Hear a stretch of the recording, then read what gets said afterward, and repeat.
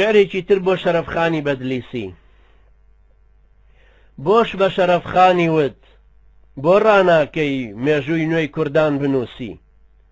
خۆ کورد ئێستاکە سربەستە لە داڕشتنی داهاتووی لە بڕیاری چارە نووسی. کەسێ نەیوت ئەو سیاسیە بلیمەتەی ئەمڕۆ لە جێی شێخ و قازی و مەلاکەی دوێی سەرکردەیە. ئەمڕۆ بۆ میری ئەموو ئەو ڕەنجبەرە دزە جەردەیە.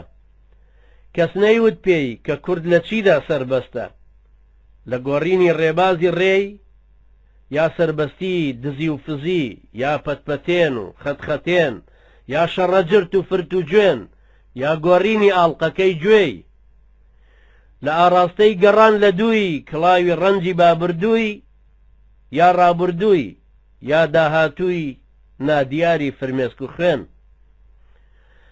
ئۆخەی ئەوە شەرەفخانە، بابە نۆئیلی کوردانە، هاتۆتەوە بیر و ژیر و دڵپاک و ورد نورانیە هەروەکو باپیرانی کورد. لە یەکەم خاڵی پشکنین تیان خوڕی. خاڵە بۆ کوێ؟ بۆ لای ئێوە. ئەی لەکوێوە؟ لە مێژووی باپیرانەوە. لەکوێوە؟ لە ئێرانەوە؟ نا کوڕی خۆم، من شەرەفخانم، شەرەفخان باپیری تۆم. دیارە پیرێکی زۆر جێلە، کوا لەکوێ ئێستا خان ماوە؟ هەر میوانخانە و ئوتێلە، کوا بزانم چیت هێناوە؟ هەر ئەو کتێب و خامەیە، ئادەی بزانم کامەیە.